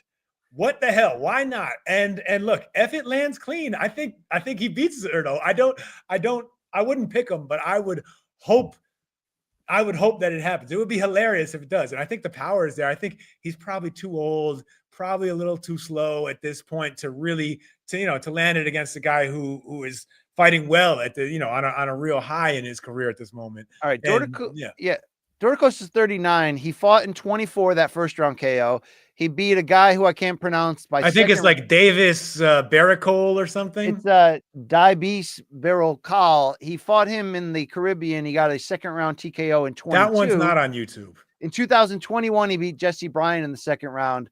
The year before was one of his 2 defeats. So he lost in 2020 to Myris Briedis by majority decision for the IBF title. And the fight before that, he knocked out Andrew Tabiti in the 10th round. 2 fights before that, we're going to 2018, was the Murat Gassiev loss for that IBF belt. It was a 12th round TKO defeat. But before that, he beat our guy, Dmitry Kudryashov. That was awesome. What's it? The Hammer, right? Yeah, the Russian Hammer. They talk about a guy. Was it Hank Williams who brought up the Rustico Torrecampo fight where Manny's eyes were crossed out? You talk about a guy who made a good I just got knocked out face. Look also at Dimitri in that one. Oh my God. Did you know that in 2014, Dorticos beat a blown up Edison Miranda by 10-round decision in Miami? I could see that happening. Wow. All right. That's that. Hey, it's time to find out if Rafe cares. Are you ready? Oh, one more thing about Zerto. Odds are minus 2,000 to Zordo, according to Hank I Williams, agree. which is LKO doctor might have one more prescription in him. He better call the Mexican pharmacy as well. Please do for this one. Just like Manny will.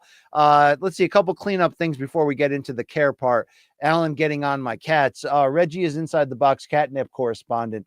Smells like hot dogs and chocolate starfish hair. FUBC. Okay, Alan Dubs. This is Zoe the cat, and she's an elegant woman. You need to just be careful; she'll bite you. But thank you for the support, Alan.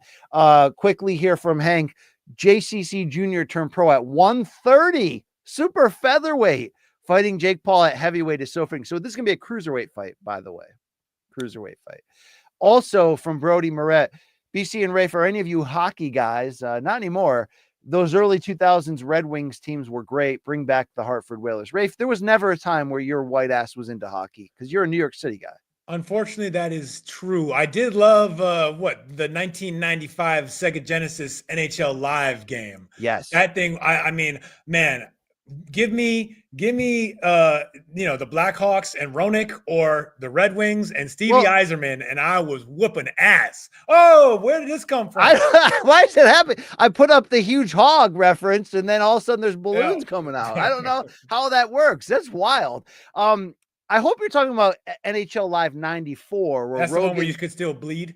Where Roenick, where you could still bleed. Roenick was amazing. That's the greatest game of all time. I did have 95 on Sega, and that one was cool because you could shot fake. You could also drop the one-timers. Is that when they introduced the one-timer? No, the one-timer was 94. Okay. And I still think it's a top 5 video game of all time. 95, though, was good. You could do 2-on-1 you could do 2-on-2 games. You could do a fake slap shot. You could also dive to the ground to block the shot with your body. So I think I'm talking about 94. But yeah. I also like 93, which didn't have one-timers, but you could fight, like legit fight. They had fights. Oh, I remember that too. Yes. Look, I have this weird fantasy, not like a fantasy, but I have this idea in my head that if I had been born in Minnesota or here in the Mitten in Michigan, one of these colder hockey states where kids do grow up playing hockey, I feel like that might have been my game because I had good hand-eye coordination. Wow. Very good at I was a good baseball player too back in the day. I don't believe that. I was, but I hated the parents, so I quit and just focused on basketball. Okay. But like I like contact. Like I've always been able to take a bump pretty well, at least, but not. Maybe it might be a whole different ball game in hockey where they really bump. But at least that's the sports I have played. Like I never had a problem getting physical. It seemed like I had good vision on the floor in basketball. I think that hockey might have been my game. I just didn't grow up in the right place. Can you skate? No, I can't because I don't know. I barely ever been on ice. I didn't know if you used to rollerblade in Santa Monica or anything. I used to rollerblade a little bit around like Lower Manhattan, but I haven't done that skill is atrophied. I really want to know. Quick shout outs before it's do you care time. This from Nando L. Thank you for much love, baby. This podcast. Let's get some Fago money in Rafe's account. Hell yeah. I'm going to be sending you some Alan W. Fago money today, by the way. So get ready for that. They just debuted a few new flavors out here. Old man Dave saying he missed us. We missed you too, Dave. Thank you. We love getting inside the box. 2 weeks is too long. Hey, let's play our favorite game. Does Rafe care about Mr. Cunningham's gross statement right there? Okay. Does Rafe care? Does Rafe care at all about the weekend that's to come? Here we go. We're calling up the Fight Freaks Unite boxing schedule for this week. We haven't done this in a while. Did you care 2 days ago when Ben Whitaker beat Liam Cameron in the rematch? I didn't really care. Did you care? I mean, I was interested in the narrative. I remember their first fight, the weird, ending that reminded me of Paul Williams and Kermit Cintron. You know what? I did care because my man, the great Howie Foster, referee who you can count on for an early stoppage to get your man the win every and he always time. Has stains on his shirt. There's always like a viral disease. Why what is going on with them wet ass titties, Howard? I don't. He pulled a classic Howie Foster finish. At the same time, I think Whitaker is going to win. Let's see what the guy does. I don't know. All right. Did you see on the co-main event that Ebenezer Tete, you got beat with a man by that? He took on Fraser Clark. I don't know if anyone got the Lullaby song. I didn't watch. Okay, there you go. This weekend, here we go. It'll start 3 days from now. That's Friday night, Long Beach, California, on DAZN. Man, DAZN has a lot of bootleg boxing series going on. Do you care about the main? In the LBC. This is Eric Tudor versus Kevin Johnson, 8 rounds welterweights in the main event. Do you care? Who? What? Justin Valoria is in the co-main. Is that Brian Valoria's kid? I'm gonna guess it is. Yeah. All right, I could be into that. The following day, I think you're into it. London, Ring Magazine will have its first card this Saturday, but it's a DAZN pay-per-view, by the way. Conor Benn, Chris Eubank, a carton of eggs, 12 rounds, middleweights, the grudge match. They almost fought in 22. Then Conor Benn popped for eggs. Then eggs became unaffordable, but yet Eubank still filled his pockets with them. This has been a saucy ass build. It's sort of a catchweight fight between a junior middleweight and a super middleweight. But is Eubank the same guy he used to be? Probably not. Is Benn better than we give him credit for? Probably. Rafe, what's your care? No, maybe. I think Benn's pretty good. We don't. What's your care level? I care. I'm interested. I mean, look, it's fun. I've always liked Chris Eubank Jr. I just like the Eubank family, and I know that Chris Eubank Sr. is not in on this at all. I know that he's like borderline disowning Junior for this, but I'm sure they'll be back together before. They're hot. By and the cold. way, what was that? There was some. They're more hot and cold than you and I in our podcasting marriage. It's true, you know? but they always get back together. That just reminded me. There was some British show, British reality television. I mean, this is not a unique observation, but they're way ahead of the game. They've been doing reality TV since the beginning, doping doping. To be fair, but like there was one where it's called like Chatterbox or something, where it was just random British families watching TV and they would comment on whatever they were watching. And there was Beavis and Butthead style. Yes, and they got Eubank Sr. and Jr. to do this together. And it was magnificent listening to them banter for 10 minutes here and there about watching fucking Game of Thrones and stuff. I love it. Anyway, shout out to the Eubank family. I've always been in on them. Chris Eubank Jr. manages to always get in some great press conference hijinks, going all the way back to his demolition of Avni Yildirim in the World Boxing Super Series when he got what's Yildirim's manager's name? Like Omet. I fuck he wife. I fuck your wife in his bedroom. Nobody knew what was going on. Oh man, that was good stuff. And then of course, that bang, that egg, and plus what did he call him? Like a dirty little omelet. I mean, that just sounds kind of weird and kinky. Yeah. I'm into it. And yeah, I agree with the comment. Benn doesn't look good anymore. He looked good on the PEDs when he slept poor Chris Algieri, who got, we got to do some revisionist history to save Algieri's reputation in that one. Cause he was going out there fighting like prime Lou Ferrigno type dope. Oh yeah. Like that was like, he got beat badly by Young Spence. Remember that fight? Oh yes. But that was just Young Spence being Young Spence. Yeah. That was just Errol Spence by murder. Yeah. Look, I'm into this. I agree. Maybe I'm putting Benn better than he is when he's on the stuff. I don't know if who will be on the stuff or who won't be. I just expect a weird and wild fight. Do you ultimately agree that because Eubank's bigger and he does have absolutely legit power, that he should win this? Because I could imagine a scenario, because he's a maddening fighter. I can imagine a scenario where Benn could actually just straight up outbox him with speed. I guess. I mean, it doesn't. I would be surprised if this doesn't. If these fighters don't come into this looking for knockouts and sort of throw all strategy or much strategy to the wind and just go after it in a way that could be a lot of fun, even if it is not, even if they might be well served to try and box a little bit more or deploy a game plan. I think it's just going to be a sort of who is more macho, as Jim Lampley liked to say. Macho. Yes. Yeah. Anyway. I don't see Benn. Does he outbox anyone? No, he's, if anything, I could see Eubank trying to move a little bit and do that. The thing with Eubank, he there was that fight with Beefy Smith, who is in a co-main event of this, right? But like, Yes. Beefy just jumped him, and it was over in a flash. That could happen too. Like, it's a weird fight. It's gonna be weird and fun and messed up, and there's gonna be probably a fight in the ring after the fight. I hope the dads fight in the ring. Maybe the Eubanks will fight each other in the ring, dude. Senior can't be there, right? You think Senior could beat you Junior in a street fight? I do. Probably. I mean, yeah. You see, Senior's. I don't think he's lost a step even. Let's see here. Recent fights for Eubank. So Eubank's 35. We got to keep that in mind. He has been operating at 160 lately. He beat Kamil Zemetra, the guy who gave Triple G a unsanctioned difficult fight, or maybe it wasn't difficult. I don't even remember, to be honest. This was last October. He knocked out Kamil in the 7th round. Before that, he had the 2-fight series in 2023 with Beefy Smith. The first one, Smith dropped Eubank twice and stopped him in the 4th round. The rematch, though, 8 months later, saw Eubank get a 10th round stoppage against Beefy. There was a cut over the eye.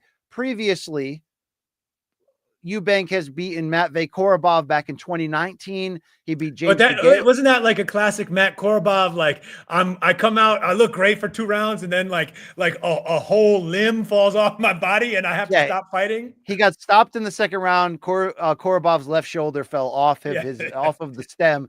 The fight before that, he did send a washed James Jagale, seemingly into retirement. He has a loss to George Groves back in the WBSS back in 2018. He knocked out Avni Yildirim, which was fantastic. He beat an old Arthur Abraham. I mean, he's done some things. He's done more than young Connor Benn, who beat old Algieri, Chris Van Heerden, Sammy Vargas. He won fights on that level. Chris Van Heerden and Vargas are not worth anything in my book. But yeah.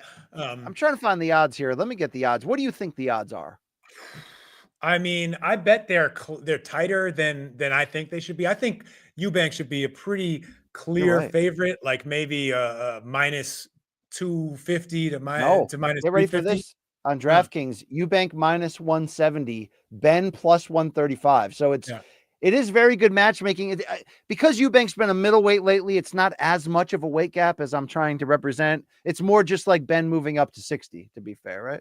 Yeah. And Benn is so short. Anyway, it's a weird fight. Like, I do not know what the hell is about to happen. Benn hasn't looked good since in any of his comebacks, right? I mean, I haven't honestly. I haven't looked very closely, but since the egg days. You're right. Yeah. You're right. And Eubank, look, Eubank has been better throughout his career. He's looked better throughout his career. He's just had some moments where, whether it's focus or he like that he just shits the bed.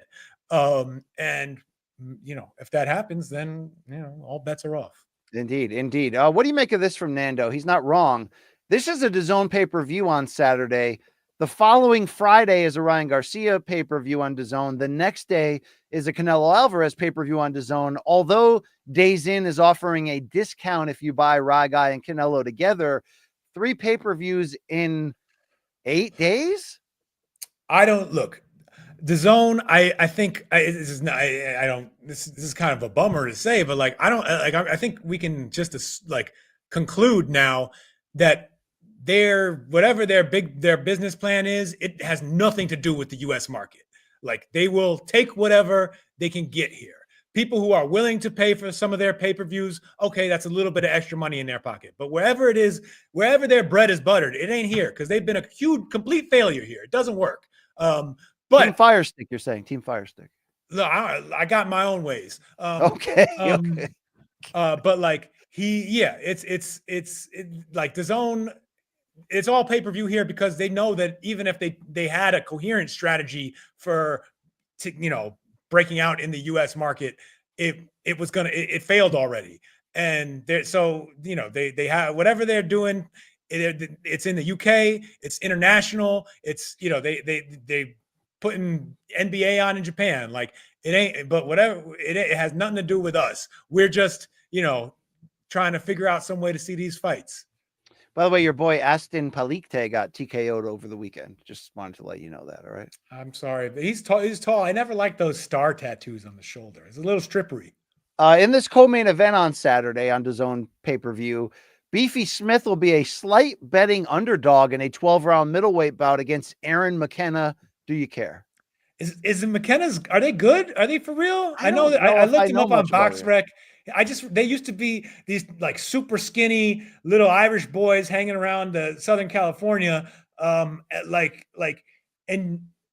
they were supposedly prospects. They were never in any important fights, They never and beat they looked like anybody they were yet. 10 years old. So it's Yeah. but I guess look, if he can beat Beefy, that's a real win. Beefy, the Smith brothers, as they will continue showing up and being half decent forever. I don't know if Beefy hasn't even fallen off that much from where he was at when he was losing to Canelo and to Jaime Munguia. But it's just sort of like they just stay at whatever level they're at. They're just on cruise control. Which makes them good fighters, good opponents. Yeah, Paul Smith ain't coming through that door anytime. No, but he'll show up fat and hang out with Andre Ward. Do some sweaty hugging for a while. Callum is reborn. I'd like to see him against Benavidez for that. I think Beefy should win this. McKenna's 25, but he hasn't fought anybody. Right. There's no McKenna hasn't shown anything that he can, that he's good enough to defeat an experienced, former titleist like Beefy, but Beefy's, a real fighter. He's still out there. Indeed. Let's Silver Fox. That sexy Silver Fox look too. Anthony Yard against Lyndon Arthur, 12 rounds light heavyweights on this card. Also, Chris Billiam Smith, CBS, they call him, against Brandon Glanton at cruiserweight, and Vidal Riley, who I think is in the Jake Paul silo. I can't remember. Was he training KSI or Logan Paul for that? Yeah, something like that. He was involved in that. The farce that birthed a million other farces in the YouTuber community. That's a cruiserweight bout against Chavon Clark. Let's never forget Anthony Yard having that war with Kovalev to set up the Canelo fight. That was a interesting fight. Lions in the camp, baby. Yeah, hell yeah. Okay, so that's going down Saturday. Also Saturday, no American TV from Zacatecas, Mexico. Willie Baldo Garcia Perez will take on Rene Calixto Bibiano in a rematch. Get this, for the vacant IBF junior bantamweight title. I'm going to assume these are men, but I'm not fully confident. I don't know either. I was wondering that too. All right. You know what? I ain't going to find out. Okay. Also on Saturday and also on DAZN. DAZN's going to hit you over the head with a lot of cards you didn't ask for. This one from Sindenfingen, Germany. Ardian Krasnicki, 10 rounds light heavyweights in the main event against Diego Ramirez. Oh, is he a member of the Krasnicki family? Like related to Robin and the other one? Luan? Yes. I hope so. That's awesome. I'm in. No, sign me up. Stop lying. Love me some Krasnickis. You're in like you're in on paint cans. Also, the co-main Sarah Borman will defend her WBO women's strawweight strap against Isabel Rivero. Heard it was Borman. Sounded like Keith Thurman. Borman. No, you don't care. Also on Saturday, I'd go so far as to say nobody cares. Yes, I agree. Yeah, nobody cares about that. Yo, that's all there is to care about. Get your ass down. There's two other no TV fights that you definitely don't care about. And there you go. All right. So that's what we got going on. Big week next week. At least we have Eubank Ben this week to care about. Whoa, is this true? From Arturo Easy Reyes? Did you guys see Victor Ortiz fought last Saturday in Mexicali? No way. Did he really? I'm glad to hear that though, because VO is, I think, someone that we could put on the Jake Paul list. Like if we're gonna I don't mind the idea of Jake Paul fighting all of the just taking a nostalgia trip through like extremely flawed, weird head case fighters from our glory days in the mid 2000s and aughts. Like that, I could that's and doing a pretty the bit, funny thing. Would he do the bit where I beat him faster than Floyd did? Is it would he do that bit? Why not? Yeah. I have no evidence of this being an actual fight. It's not on BoxRec for Vincent Ortiz. Maybe it happened. I don't know. Victor is 38. Recent pics and videos I've seen online show him not looking in fighting shape, not Which being. means he could meet Jake at 200. You're probably right. That actually would make gross sense. Very gross sense. Like Do he bar could fight, he could fight Nando's like, Berto. You think the Harvest might show up for dude, Jake? let's get that trilogy out of the way. I mean, we did get that Berto Robert Guerrero unnecessary rematch on the final Showtime card of all time. Can we just get Berto VO3 and get how about in that? This ain't Berto. This ain't Berto. What about a rematch in that co-main of Coach Haas against the pizza guy? What about that? Oh, yeah, hell yes. Coach Haas was about that life for VO. He showed up with fists for when that dude threw that pizza. All right. He's the only one in all of Carson, California, willing to stand up for VO after that. I'm with you. Yeah, they're all too small for Jake. That's the gimmick. They're either too small or they are too old. So, Rafe, I presume we'll be back next week. We're going to have a lot to talk about with the Ryan Rowley, Devin, Teo loaded card on Friday. Canelo on Saturday. Yeah. Isn't Badu Jack fighting? Inoue on Sunday. Ripper Nutrition, Ripper Fuel. Who's your boy? Who's his guy? Yeah. My wife threw away my Ripper Nutrition, but shout out to Amir Abdallah for sending me that time, because I used to use that before the gym. Dude, that was like takeoff fuel. Okay, that was some serious stuff. All right.